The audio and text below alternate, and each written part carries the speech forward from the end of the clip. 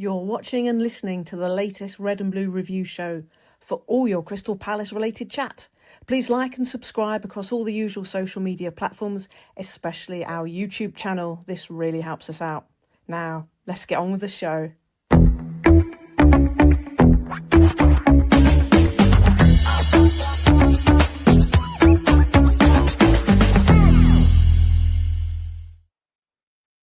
Wow, I love the new beginning. Hey, well, good work, Nige. Good work, Luce. Ladies and gentlemen, very good evening and a warm welcome to the Red and Blue Review. My name is Nick Philpott. I'm with you for the next hour. I'm shortly to be joined by my wonderful panel, the motley crew, if you like. I'm currently starting off with my wingman, Ian Noble. Hello, mate. I hope you're feeling better. Well, thank you, Nick. I am, yes, feeling much better than I was this time last week. But good evening. Good evening to you. Good evening to everyone. And yeah, I agree with you. What a great introduction. Lucy, super voice, and Nigel, top producing. Love it. Love the new intro. I was sitting here giving it a boogie, it was. Yeah, so was I. It was really and everything. Yeah. Paul Gear, welcome, mate. How are you? I'm very good, thanks. Very good. Good evening, all. I thought I'd joined the wrong podcast when that came out. It was really good. It's absolutely outstanding. And our own Yasmin Broom. Yas, welcome back. Lovely to see you. We don't see enough of you. How are you? I'm really good, thanks, Nick. Especially after yesterday. What a time to be alive. Okay, what a time to be a Palace fan. Yes, I want to stay with you just for a minute, if you don't mind. I understand you do some magnificent work in your full-time job. Okay, and so brilliant on that. Okay, congratulations for everything that you do. I'm not going to say out publicly what you do, but we all know what you do.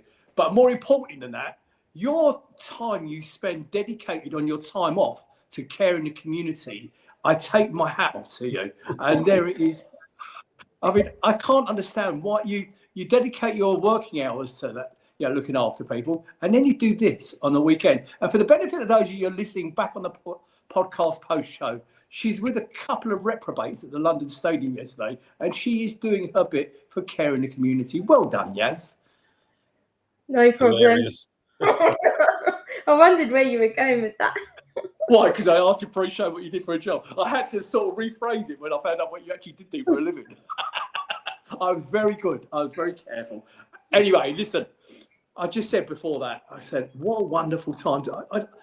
I purposely haven't scripted tonight. Do you know that? Because I don't want to script tonight.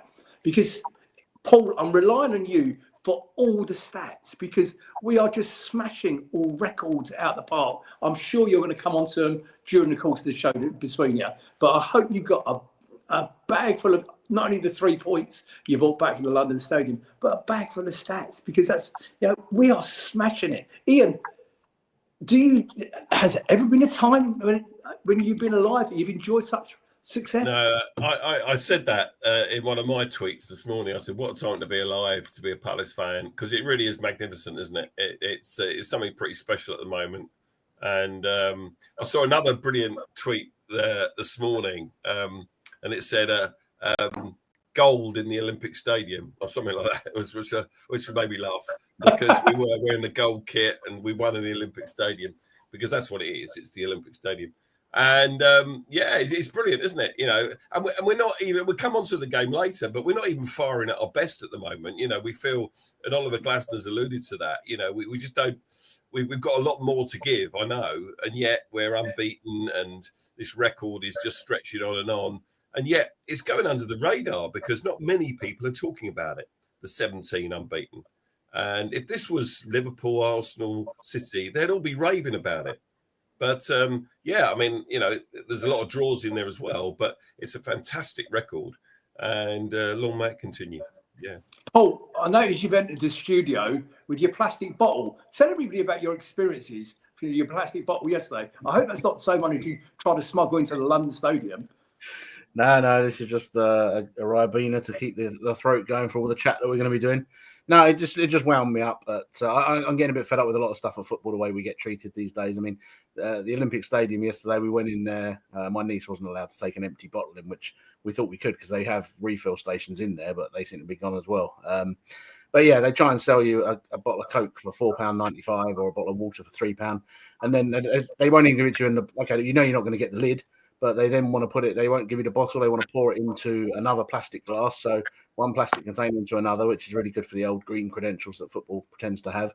And then I sort of said to them, can I have like a McDonald's lid with a straw or something? And they're like, no, it's got to be open. It just, if you're not going to give you cup holders, you've got to put it on the floor so someone will kick it over and all this sort of stuff. And it's just, yeah, treated like babies is just getting a bit frustrating, really. And they're costing themselves money, because I would have bought a couple of drinks yesterday, but no, someone's going to kick them over and I can't put them anywhere. But it's spreading around the Premier League, so we just have to put up with it, sadly. Okay, yeah, so we'll be coming to you in a minute. I've got a couple of little bits of housekeeping to. Oh, can anybody hear that funny noise? You're okay.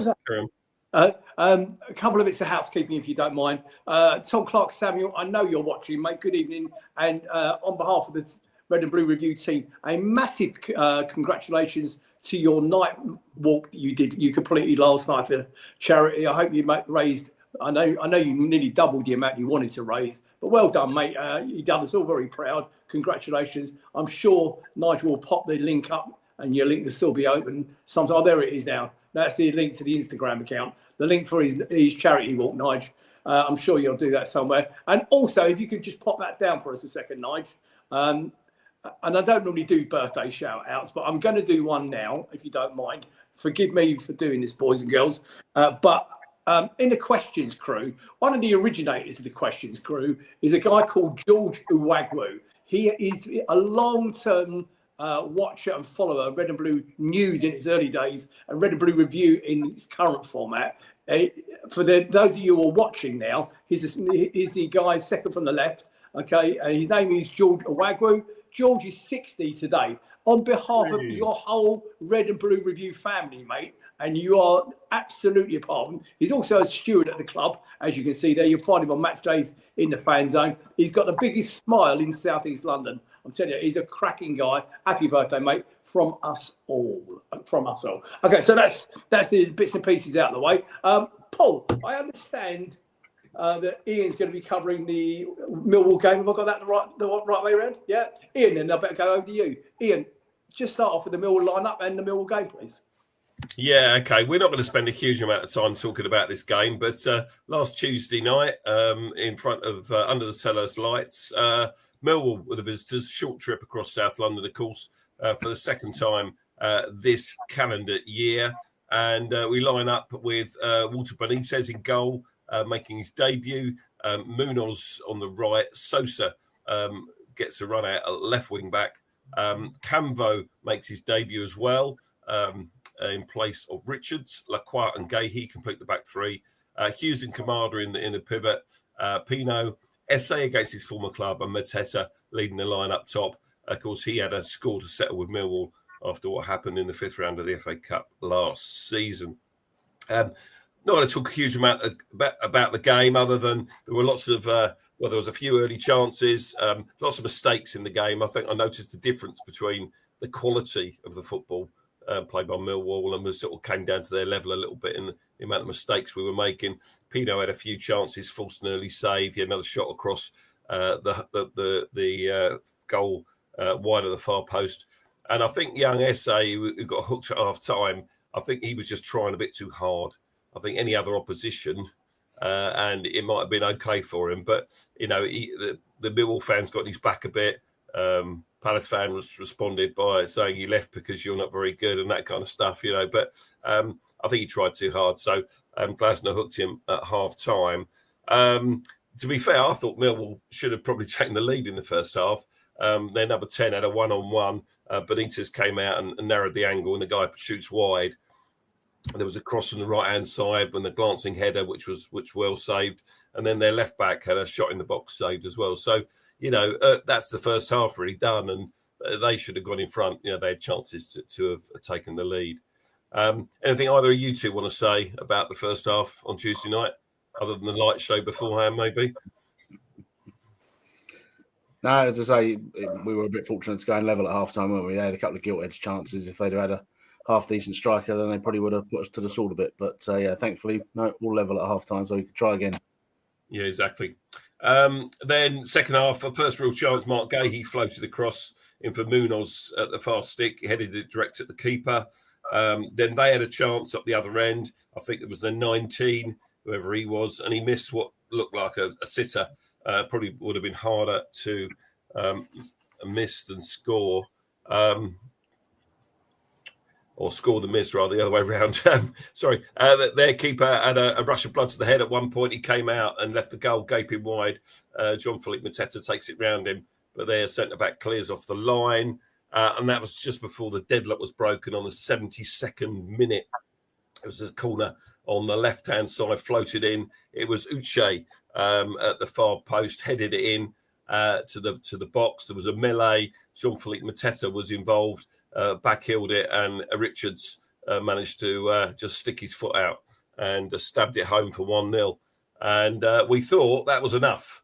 Lots of people in the ground were leaving at 90 minutes, thinking, "Yeah, I'll beat the crowds, beat the Millwall hordes down to Norwood Junction." But it wasn't to be, as they equalised on 91 minutes. Can you remember how many minutes went up? Was it 7 minutes, something like that? I can't remember the exact number. It might have been 6 or 7. But 7. Anyway. 7 was it? Yeah.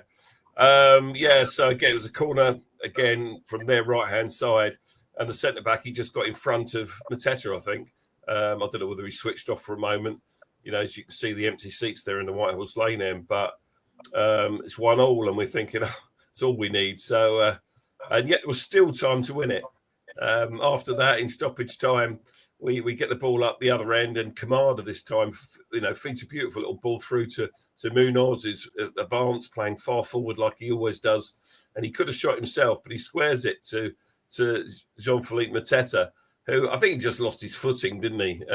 Opened his body up, and there you got a still of the shot there. If you're watching it, you can see, and it goes hopelessly wide. And then he ends up sitting on the deck, and Munoz pulls him to his feet, and it finishes 1-1.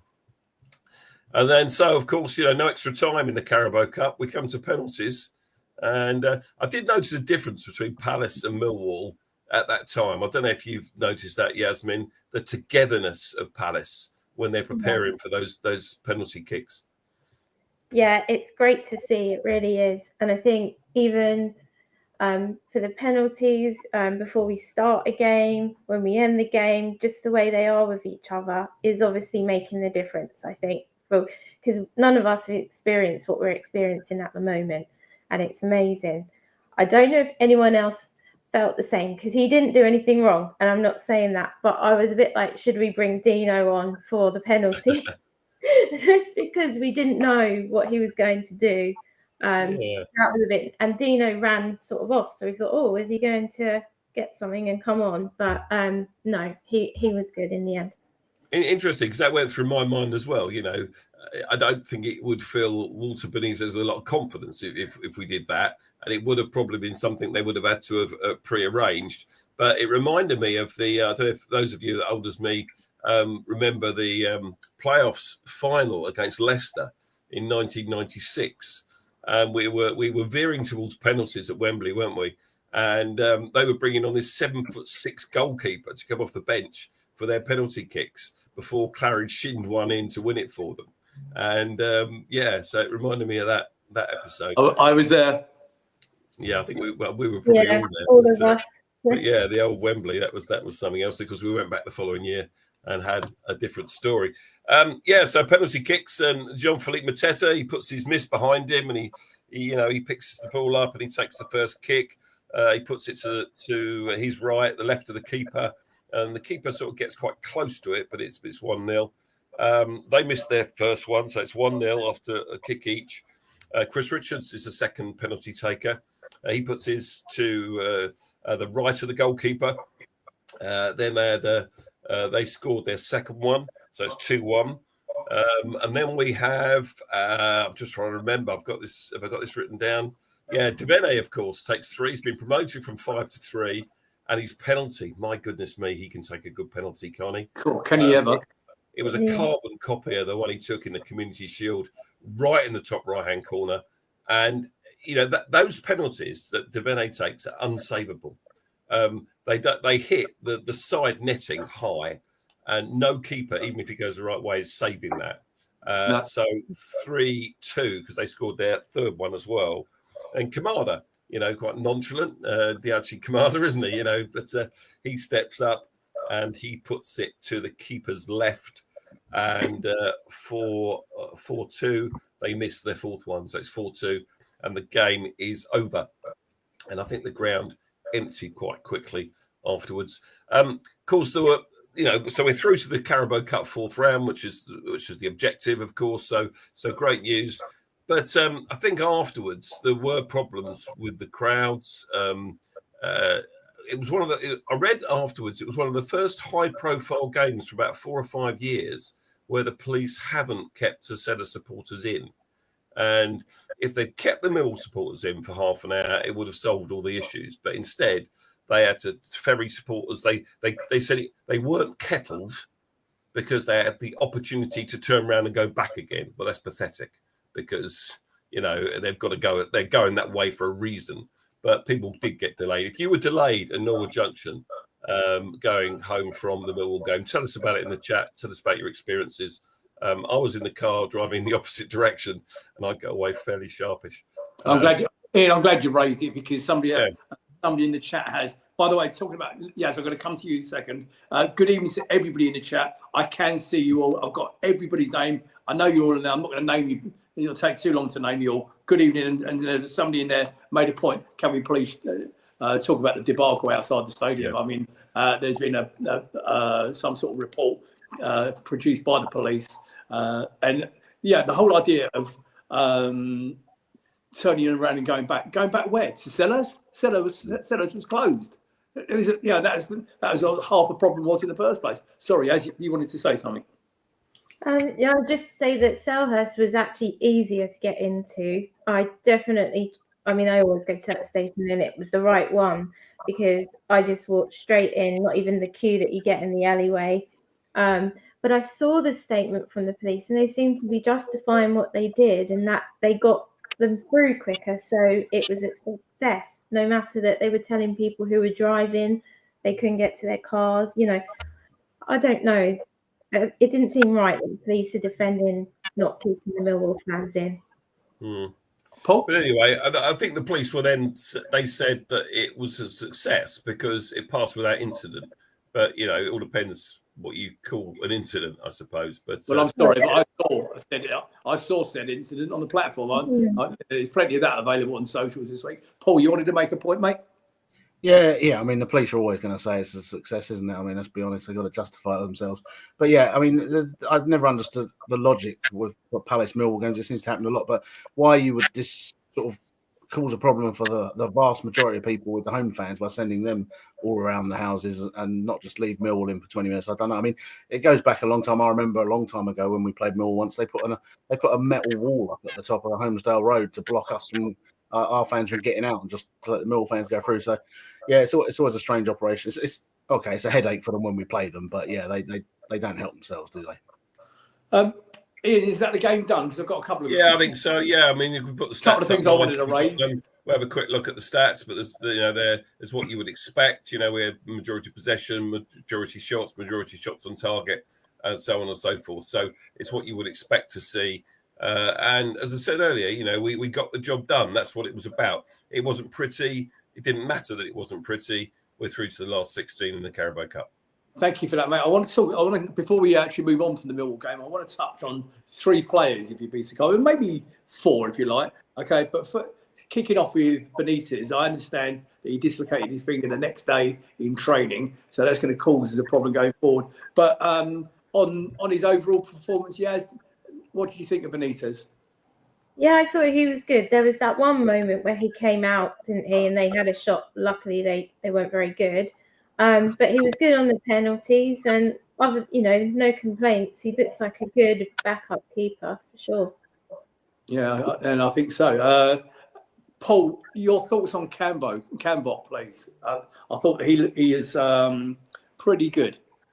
Yeah, I mean, obviously it was his debut. He's not played with that defence before, and you'd like to think it was a good game to ease him in because we shouldn't have had too much to do, which we ended up having to do. But yeah, no, he looked pretty solid. He was good on the ball. He tried some good passes. He got forward. He was in their half a lot as well. So yeah, no, I think there's a player to work with there. One for the future, Ian. Would you suggest? Yeah, absolutely. Yeah, it's good backup, and he's been capped at international level. The age groups in France, and yeah, he looks very promising. So I think he's a good acquisition for the squad, and that's what we need, isn't it? Playing these European games. We're going to go away to places like Dublin. We play, lesser sides like Cypriot side at home. Maybe it's those games he's going to get some minutes to give the other players a break. Because I just know that it's Thursday, Sunday thing's going to be grueling on the players and minutes if they play too much. So it's good to have that kind of quality to come in. And the other one I wanted to touch on, of course, is Romain Esse. I don't know. I was watching the socials today, and people are criticising the manager because Esse is not involved in the matchday squad at the London Stadium yesterday. Do you people, or do those people not listen or watch the manager's pre-match press conference? He made a decision. Okay, he made the correct decision by hooking Romain Esse because he was clearly out of his depth. From what I've seen of him, and I did say this in one of our private chats in the week, he looks no better or no worse than Yasmin Rakzaki, maybe a little bit below Yasmin Rakzaki, if I'm honest with you. And the manager quite clearly said it one of his press conferences this week that it's time to hit the reset button. And by hitting the reset button, that means pulling him away from any frontline football and dropping him back down to the under-21s, I would think, because he clearly wasn't involved in the matchday squad yesterday. You're not so sure? Yeah, no, I'm not so sure. That's exactly what he said. We're going to hit the reset button with him. But he also said that he's got ability, and he's got a will to win. He's got a good attitude. So he says basically he's got the raw materials in his locker, but it's just not working for him. So we need to take a step back and have a look at it. So I was very impressed by that press conference and what Oliver Glasner said about Romain Esse and the way he's spending time with individual players, working with them to try and make them better players for the good of the team and the club. So, I think watch this space. I don't think we're going to see the last of him by any stretch, but it might be a little while before we see him back in the matchday squad. Well, obviously with Glasner at the helm, we do trust him to make those necessary improvements. Look what he's done for people like Sarr and God. If you remember when Sarr first joined us from Watford, he could barely keep. He was poor. Let's be brutal. He is now probably one of our outstanding players in that squad. And I just hope that he's going to do this, wave his magic wand with Romain Esse than he did with Sarr as an example. Got it? Yeah, I think Lee Lockwood in the chat has hit the nail on the head. I think if it had been any other club we were playing, he probably would have been all right. But because it was Millwall in his old club, he was, as I said earlier, he was trying too hard. And, that affected his game, yes. Yeah, I agree. I really do think we have to trust with Glasner. I don't think he's trying to undermine his confidence, but he wants the best out of every player that he plays. And we can really see that with not only Sarr, JP, we worked wonders with him. Just even yesterday with Tyrek Mitchell scoring the goal, and Mark, and they're brilliant goals. They're goals that any forward would be happy with. And I think that's come from the coaching. Yeah, we're going to talk about Tarek's goal later on, and you're right to raise it as well. Talking about Glasner's comments, Nigel, I believe you got a slide that Ian's going to read out. I'll go on in. I'll let you do that.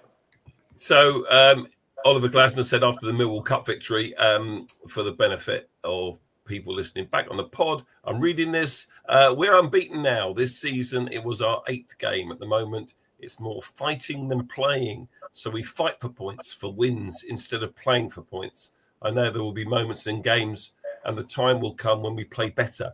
Unbeaten is important for us. So, yeah, it's sort of what I said earlier. We're winning ugly a little bit at the moment. And I think there's an awful lot more to come from this squad. Really do. Yeah, and with Sarr coming back, is it next week or the week after? He's still got centre half. Help me out. Centre half. Riyadh. Chaddy Riyadh. Yeah, we still got players to come back. And I know I'm sticking my neck out here, and I know I'm probably not. You lot don't agree with me. I don't think Adam's playing at his top level at the moment. I think he's got more to give, albeit he put the ball over for Tyrick. Yes, I know that. Paul, is Adam on top of his game? I know he's coming back from injury, but is he on top of his game at the moment?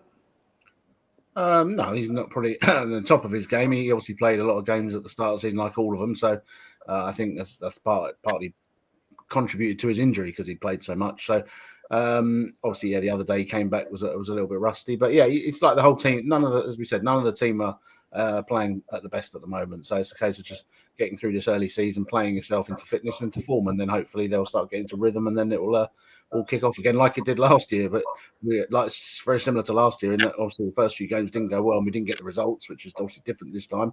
So yeah, if we can pick up, get even better in November again this year, then sky's the limit. Yeah, absolutely. And Paul Bristol, stand corrected. He tells me we got him from Marseille. Was he on loan at Marseille? Had he been sold to Marseille? We all know that. Nick, he came from Marseille. Well, you didn't put me right. You had to wait for Paul Bristol. Sorry, I wasn't listening. I wasn't listening. I you say it after the event. The thing with you, I noticed that last week. We all knew that, and then we found a clip. Then we found a clip afterwards, or Nigel found a clip afterwards, saying, "No, you didn't. No, you didn't. Down. No, that we did." Right. Okay. So listen, I'm only pulling your leg.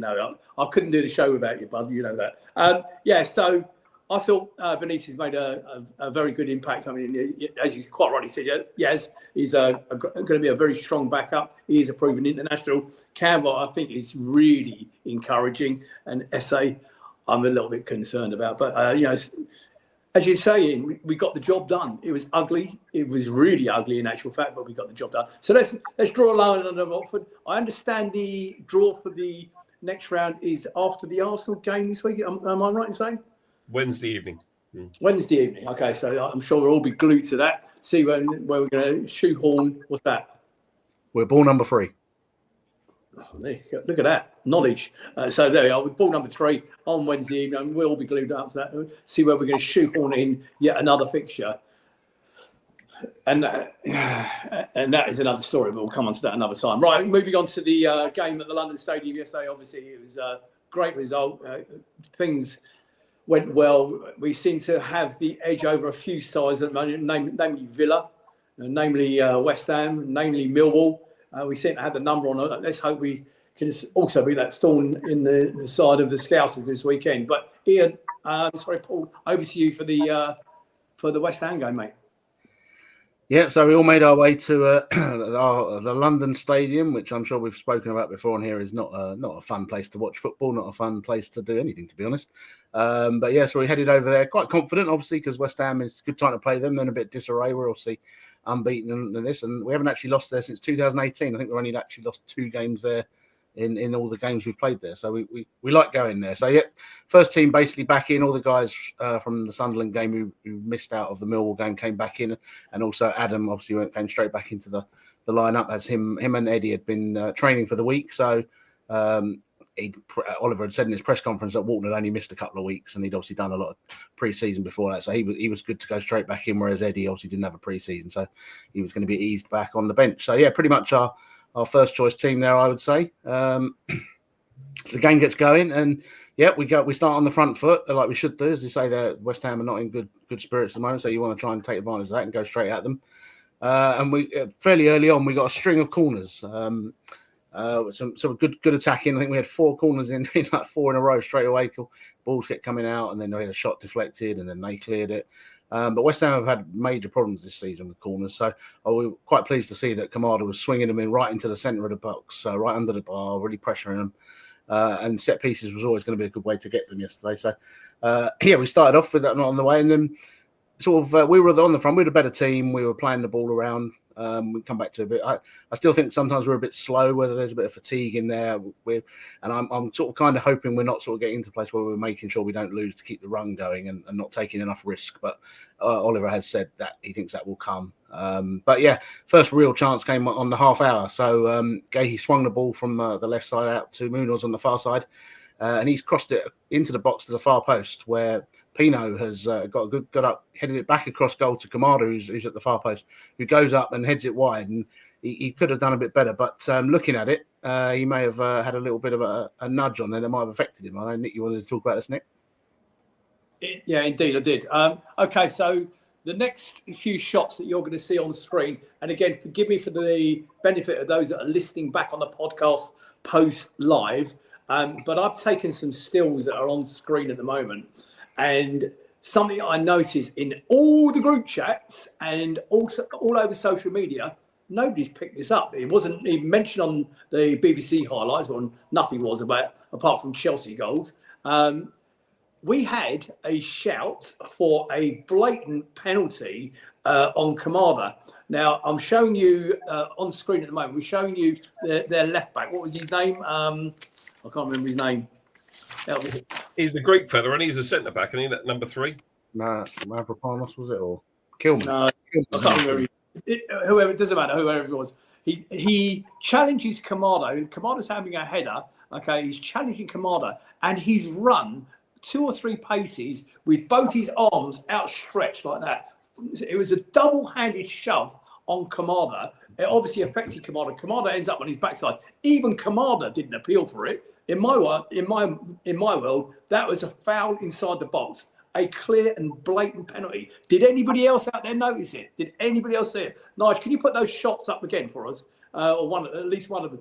Look, that is a 2-handed push on Kamada. No attempt to play the ball whatsoever. He didn't even jump off the ground. If you look at that picture there, his left foot is still planted on the ground. It's out and out blatant penalty. So what is the effing point of VAR? Somebody explain to me, because I'm thick. Why do we have VAR if an incident like that is not going to be checked over?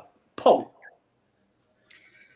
I think they would argue it didn't stop him getting a header. The fact that he didn't appeal as well didn't help matters. I think it's one of those fouls that in the centre circle you get, and if it had been the other way, if it had been an attacker pushing the defender, then the defender would get a free kick. But unless you're Erling Haaland, Man City, Liverpool with a homer ref, I don't think you get those. We just had no idea in the away end that was a foul, because you can't see from the other. You can't see at the best of times, but we couldn't see that. It just looked as if Kamada had got it wrong, and he headed it wide, and he probably could and should have done better. But without the shove, that header's on target. Whether he scores or not's another thing, of course. But I agree with you, Nick. I think it was a foul in the box, and I can't believe that it wasn't looked at. That's what VAR should be there for, to pick up on things like that the referee misses in real time. But it wasn't. And so, what I will say about that move, it was a brilliant move, and it involved 4 players. But Pino's leap at the far stick from Munoz's cross was excellent. And Mark Callahan asked in the chat, what do we think of Pino? I think Pino's fantastic, and he's hit the ground running. And Stephen Dyer commented that he defensively, he thinks he's better than Eze, and I would agree. And we'll come to the bit where he got injured at the end of the first half shortly. But he does look an all-round, very good acquisition. And we've heard, from Glasner about the way Kamada took time to settle, and we've seen it with our own eyes. And other players take time to settle. It doesn't seem to be the case with Yeremy Pino, which is good news. We're going to come back to Pino when we finish the game. Yes, you are not expected to have seen that, what I put up on the screen from the stands. Obviously, in fact, if I'm honest with you, I watched the game live on TV yesterday, and I watched all 90 minutes of it live. I didn't notice it. It was only when I watched the BBC highlights back this morning that I looked at it, and then I rewound it, froze it, and took those pictures. So, most of the fan base didn't see it. Did you think that was a penalty? Well, yeah, from what you can see, it should be, and it would be for Arsenal or Man City or Liverpool. It definitely would be. But, we couldn't even cause a fuss because it's so hard to see from anywhere in that ground. But yeah, I think Kamada maybe needs to learn to react a bit more. I know it's probably not his nature, but yeah, he should have done, because you never know, that might have at least caused them to look at it. But yeah, it's just one of those things, I guess. I actually posted a couple of those pictures online earlier, and somebody actually quite made the point, as you've just done. Actually, do you know what? It's more unprofessional from us that we didn't appeal than and Kamada is your case in point. Point well made, Paul. Yeah, so we continued on after that. We continued on the attack. We had another attack where Gay crossed the ball into the box, bounced around a bit, and fell to Pino. Had a shot which deflected over, so another corner. From this corner, we scored. So it swung in into the middle of the box again, which, as we said, they have a lot of trouble defending at the moment. So Mark Gahey gets up, unmarked, heads the ball. Via hits one of their blokes, but then off the bar. And then comes back to Mateta, who does well to adjust and heads it back over the line. So defender tries to clear it, but it's over the line before he gets it. So, yeah, another great set-piece goal there to go in. And obviously, John Philip Mateta's off to the corner flag. Didn't get a booking this time. He kept control, kept the flag in the pitch, which is what we want to see. And, yeah, 1-0. No less than we deserved, was they. And, yeah, from that moment, as I say, you could see the West Ham heads go down and the crowd was starting to react. So, yeah, it would have been good to try and carry on and try and get another goal at that point. But this is where we said earlier, we seem to be playing a little bit safe sometimes, not going for that killer goal, Nick. Yeah, I'm just looking at the chat. Some bloke in the chat that I know very well, some geezer called Keith Whitewood, I think your name is. Keith has actually made the point that I know yesterday that he was in a pub. He's a big Palace fan, okay, and he's actually coming to the Liverpool game with me at the weekend. Keith was in the pub yesterday with a couple of West Ham fans, and they both sides of them called that a penalty immediately, and nobody picked it up. Sorry, mate, for interrupting. Carry on. Yeah, so we kept on the attack. Another corner, another cross came across. Munoz had a free header at the back post, which he headed over. But every time we had a set piece and we're getting crosses in, we were looking dangerous. So, and then half sort of played out. The only real sort of heart-stopping moment or bit of danger they caused was in stoppage time in the first half, where Somerville burst down their left and played it across as Lacroix came across. Richards came across the cover. He played it across to Callum Wilson, who tried to cut back on Lacroix, but Pino did very well, got back into the box and then cleared the ball, but got himself injured in the process, which, according to Oliver, he might need to have a knee scan tomorrow, which is not ideal. But, again, as we said earlier, showed his enthusiasm, his defensive contribution as well. He got back well. So half-time blue. Good first half. We were a better team. Lots of set pieces and corners, which would have been the plan to try and exploit them. But yeah, I just thought we could have been a bit more quicker. Sometimes I say we're a bit too slow, a bit too safe, and it just gives teams chance to get reset, get men behind the ball, and then obviously we're a bit predictable and too easy to defend against. But you wonder, you can't really complain, Ian. Yeah, absolutely.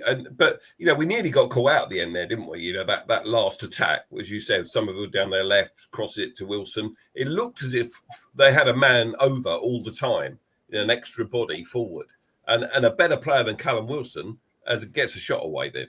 And I think he's got the turning circle of a what's the right oil tanker, So QE2, he didn't get a shot away.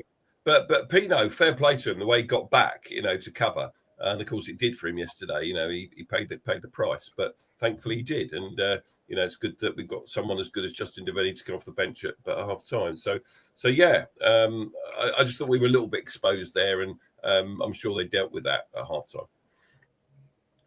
So yeah, second half comes out straight away, and we start the half with another good forward move. Mitchell breaks down the left-hand side and gives it to Devaney, who gives it to Mateta, who slides in Munoz, and we win another corner straight off. So straight back where we left off, and again, straight where we left off, Walton swings it in, and Lacroix free header hits the bar. A little bit unlucky.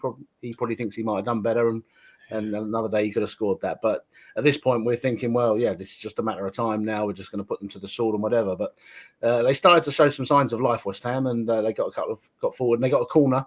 And unfortunately, it was a very poor corner. Didn't even clear the first man, Walton.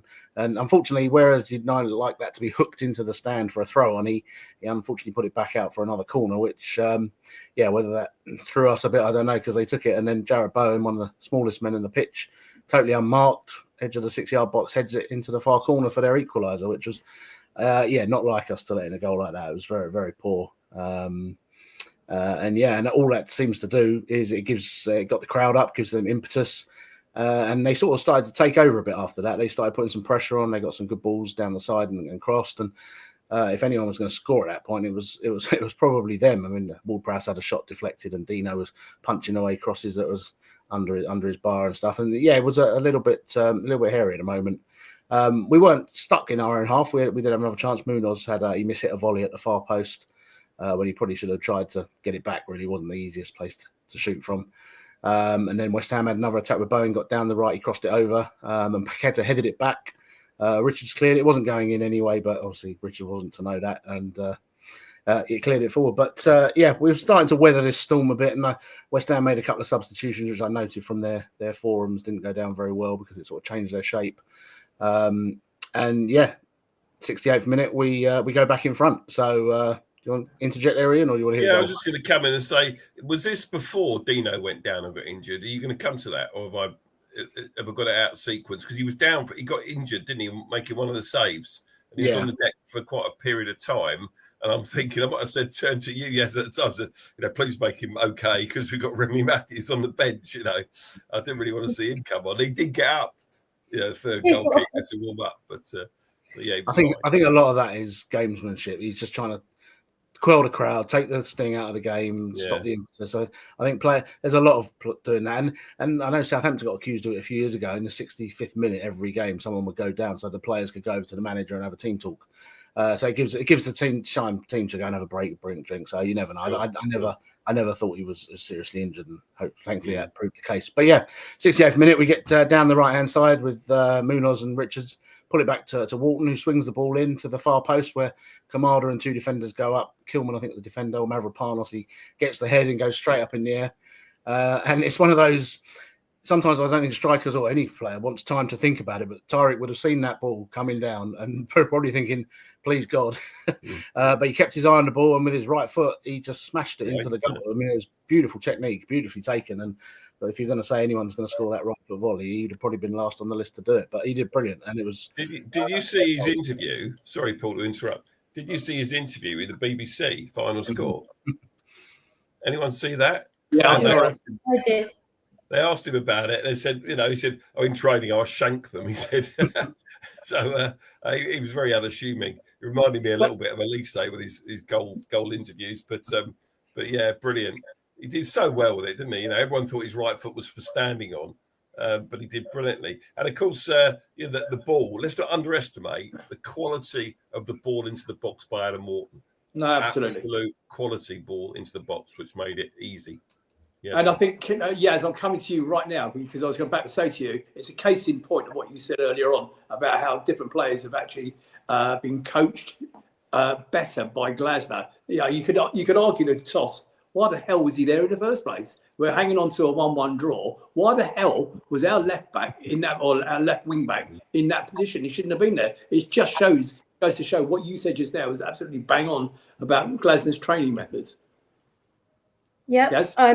Absolutely. I think he's encouraging everybody just to do their best and just have a go. And that's all we've wanted for ages. But I did want to say, wasn't that worthy of an England squad call-up, Ian? Yeah, definitely, Yasmin. Yeah, I agree with you. Yeah, you would say that. Yeah, of course you would. Yeah. Yasmin gave me a bit of a hard time for what I said on the pod last week, in case you're wondering about this in-joke. But yeah, and listen, I really think he should get a crack at the England squad again. Why? Because he's a left back. He's a natural left back or left wing back. He can play either in a 4 or a 5. And he's been capped already, so he's proven he's been in and around the squad previously. And he plays there every week for a successful Premier League club that keeps clean sheets and concedes few goals, right? So they're the reasons he should be in the England squad. And not least because at the moment they're picking players like Lewis Skelly, who didn't even get on the pitch for Arsenal today. So how can Thomas Tuchel say that Lewis Skelly is ahead of Mitchell on the showing this weekend? It's a nonsense. And I haven't got red and blue tinted specs on. Also, I think the fact he's got some competition now for his place has sort of made him up his game a bit. I think he did dip a bit, and now he's right up there again. So I think that's that competition aspect. 100%, yeah. And not just that, he's got a rest. I mean, ordinarily without Sosa there, he'd have played 9-10 games this season. And yeah, as we saw from Mateta the other night, when you are not fully fresh, you miss chances, you don't do the basics. So as you say, things like that are all there. But talking about why was he there, he also gave a couple of tactics away on the BBC interview, if you saw yesterday. Yeah, as well. I saw that. Yeah. Commented on saying don't give too much away, but he said, and it shows how the attention to detail that Glasner puts into the team, because he said basically when the ball's going down the other side, I'm told to get at the far post, and the front left-hand 10 is supposed to go into the middle of the goal. So the goal was perfectly predicted by how Glasner wanted it to be. So it was. It shows that that's his aim's going to hopefully be there, and as he said, hopefully he'll get some more this season, which would be nice. So a quick message for Sharon Lacey, who's now the director of non-football operations at Sellers Park. I think you need to give Tyrick get him some training on his post-match interviews, because he's got a little bit to learn on that. As Ian said, very much like the Elise interviews. Carry on, Paul. So yeah, the goal seemed to put a pin right in their balloon, which was handy for us. They, as I say again, the crowd sort of bubble could set the bubble. Yeah, the bubble burst. So yeah, obviously they lose. They lost all their home games. They're struggling. So I think they knew at that point there was a problem at that. So yeah, we kept playing the ball around and keeping the ball, and we had another chance when the ball bobbled around in the box, and Lerma had a shot which Keeper got down well save. And after that, really, we just seemed to play the game out. So West Ham weren't much of a threat. Again, we had a couple of good situations. Eddie came on, obviously, for his first appearance of the season.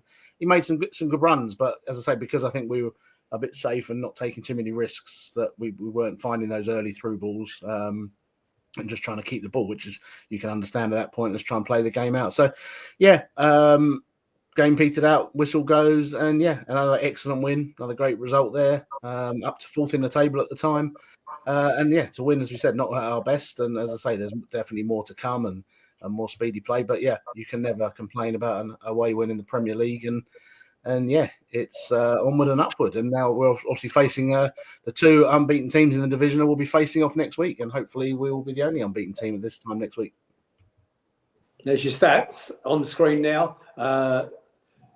Nigel very kindly corrected Crystal Palace's stats. It's 57% possession for West Ham, and actually 43 for us, not 44. Well done, Nigel, for spotting that. And well, I think on most of it, it's fairly even. Corners are even. Shots on target were even. Total shots, we have more than them. But I think that's the right result. I mean, thank you for that, Nigel. If you can take that down. Guys, I've got a question for you. Have you ever been to a stadium? That's where we are. That's where we are in the league now, after today's result. So we've got a week off, or best part of a week off now, and we're going to sit in fifth all that time. Very nice. On 9 points after 5 games. Very good, and it's good to see one of the newly promoted teams up there as well. Sunderland doing pretty well. I know Nigel's not going to thank me for saying that. I know they've invested something like 200 million, but it looks as though the teams that are coming up this year are actually going to give it a good go. So good luck to them. Have you ever been to a stadium that is more toxic than you witnessed yesterday, guys? I mean, the Palace fans are singing, "You're getting sacked in the morning," and the West Ham fans are joining in with you. And I think there was a couple of other examples of where the West Ham fans were, well, it's just pretty horrible there, wasn't it, Ian? Yeah, "You sold your soul for this soulless bowl" was one song, and they joined in as well. And someone said that West Ham was singing it outside the ground to their board, not to their team. And of course, if you go back, you remember the old bowling ground, Upton Park was a fantastic place to go and watch football. It's a bit like Sellers, proper football ground. A great atmosphere, close to the pitch, their famous chicken run and all the rest of it. And then it's the sublime to the ridiculous with the new stadium, isn't it? I mean, they've been there a few years now. A lot of us have been there a few times, but it just isn't a football stadium at all. And, if you were in the upper tier yesterday, I'd be interested to know your experience. Thankfully, I don't think I've ever been in the upper tier at an away day, but you are a long, long way back. Probably a worse view than you get at Newcastle, I would suggest, if you're at the back of that upper tier. Paul? Yeah, I was in there in the upper tier the very first time we went, and it was horrendous. But yeah, as we said earlier, we got a good record. I was actually quite surprised. I thought it would be worse yesterday. I didn't think it was as bad as it could be. I think there's a lot of apathy there now, and whether they sort of got their frustrations out of the protest before the game. Who knows? But I mean, they've had people run on the pitch before, and the booing is terrible. But so I think they're more, rather than being as toxic as it could have been yesterday. There was a lot of boos, obviously, at the whistles and the goals and stuff. But by all accounts, they're planning to try and do a boycott of their next home game. So I think they're sort of focusing on trying to hit people in the pocket rather than. I think they're just they turn out expecting to lose yesterday like they do every week now, and I think it's just not a surprise to them. Yes, you saw something outside the ground yesterday. As he mentioned, the fans' protest. What did you see? Yeah, so we saw the protest. We could watch it from where we were, and they were doing all the usual chants about the board and stuff. And then the coach came, and they started cheering and everything. And we just joked, "Oh, wouldn't it be funny if that was the Palace coach?" Because it did look like our coach. And then on Twitter, it appears it was ours because they said, "Support your team no matter what," or something like that. And Dean Henderson actually said, "Thanks for the warm welcome," because it was. I think they cheered both coaches to make sure they got the right one. So yeah. Okay, I'm going to pick up on Ian. Paul, thank you for the roundup. I'm a little bit disappointed in your quality of your stats. I was expecting you to be oozing stats tonight. 17. We got more to come back with. More to come back with. The good one we liked yesterday. We've won as many games this year at the London Stadium as West Ham have. Nigel, slide please. There you go. Oliver Glasner's even won more games there than Graham Potter. Yeah, there you go. There is, again, for those listening back, Crystal Palace have won the same amount of games, in brackets 2, at the London Stadium as West Ham have in 2025. Yeah, you read that correct. And I think that was actually tweeted by a West Ham fan yesterday. Very strong. I wanted to carry on yesterday's game and actually talk about 2 or 3 of the players, if you didn't mind. You touched on it during your commentary of the game. Jeremy Pino. Now, I've got a feeling we have a superstar in the making. I think he's going to be a real class act. How many times you played for Spain? Is it 15 times Spanish caps and 3 goals. And 3 goals. I think at the moment, if I'm honest, my initial thought process on him is he's got a great future, but he's not the finished article yet. He seems to be a little bit rabbit in the headlights. Aimless runs, doing nothing with it, going nowhere with it. But that's because he needs time to settle into our formation and how we play. I think he's going to be something special. Yes. Yeah, I agree. And I think the fact he's fitted in straight away, I mean, at the Aston Villa game, we loved him. He was only on for 10, 20 minutes. Yeah. And we all thought he was brilliant. Whereas, as you say, some people are taking a while to settle in. He's just come in straight away. He's got the fans, he's got everything. Yeah, he does run around a bit and sometimes it doesn't go right. But then we'd rather that, wouldn't we? Then we didn't really like it when people were strolling along. So I mean, we've got to give him a chance. I think he's going to be very good. Paul, your thoughts on him? Because Teresa said in the chat, Pino reminds her of Jean-Philippe Mateta when he first joined. He didn't have any purpose, I think, is what she's aiming at. What do you think of him? Yeah, I've always, people know on the show, I've always liked people that's first thought to when they get the boys to play forward. And I get that impression with him. He likes to play quick one-touch passes and he likes to progress the ball up the pitch. But he also shows he will go back and do the hard work as well. As was mentioned as Graham has mentioned on the chat though, particularly the other night, whether it's the rough and tumble of Millwall, he does go down a bit easily at the moment. He's probably not used to this physical game, so it'll take him a little while to get used to that. And the fact that he will get some treatment, especially if he tries to be quick and nippy. So, but yeah, I think I think he's looked very good for his first 3 games. Couldn't really have gone much better, and I just hope he's not badly injured because that would really sort of check him in run. But yeah, if we can keep him on the pitch and keep him doing that and bedding him into the patterns and systems, I think we've got a good player on our hands. Yeah, I was about to come on to his injury, Ian. Who do we bring in placement if the injury to Pino is worse than first thought? Well, Ismaila Sarr should be back anyway, I think, for Liverpool. That's what Glasner has alluded to. He starts training with the squad this week, apparently. So, all other things being equal, you think Sarr will be coming back in anyway, which would mean that someone has to drop out. So if Pino's injured, that's relatively easy to do. But if not, then it's probably going to be Will Hughes, maybe, and Kamada drops in with Wharton. I expect that to happen probably. I think Kamada is in Glasner's good books. I think he likes Kamada, and he's worked hard, Kamada, to improve his game with us, and so I can see that, sure. But that would be my answer. If Pino's injured, Sarr will come back in, and if he's not, if Sarr wasn't fit either, probably Devene, which he replaced him yesterday. So he hasn't done much wrong either. But I think Devene is more of an impact player off the bench. I like him more off the bench than when he starts games. So. Paul? It'd be good to try and see Uche a bit more as well. I mean, obviously he came in last week and had a go. We've bought him in, and I see Lee saying, "Are we going to buy him?" I think the deal is if he starts 10 games, we have to buy him anyway. So we might as well use these players. I mean, I like Devene, but I think, as I said yesterday at the game to you guys, I think Devene and Kamada behind Mateta is just not as creative as it could be. They're sort of more holding players than attacking players, and against someone, obviously against Liverpool, it would be tough anyway. But we need someone who can sort of unlock the door a bit more. So I'd probably like to see someone a bit more attack-minded. But as I say, I like Devene as a player. But yeah, it'd be an interesting choice next week. He's going to have to make. And thank you for the segue about Mateta as well, there, because the next one I was going to come on to was the little cameo by Eddie Nketiah. I thought he looked very sharp, switched on, lively. Mateta is very tired. Do you swap him out, Mateta out for Nketiah next week because he's so tired? No. Unanimous. By look at the shake of the heads. No. He's got a week off. I don't think so.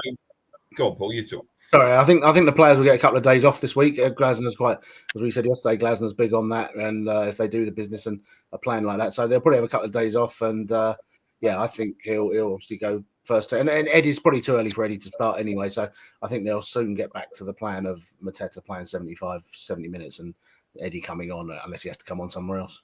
Yeah, I mean, at the end of last season, was it end of last season? I forget. But Nketiah, he often came on about 75 minutes for Mateta, didn't he?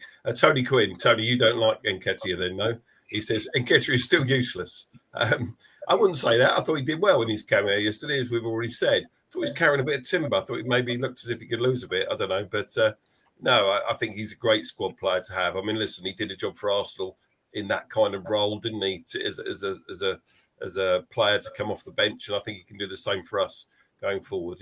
And we need it. We need those kind of players. As I said earlier, we've got these games coming up in Europe, Thursday, Sunday, and Carabao Cup run as well. So it's not going to get any easier, is it? And if we go, I know I might be getting carried away with myself here, but, let's say we go one step further in the Carabao than we did last year. That's 2 more games in January.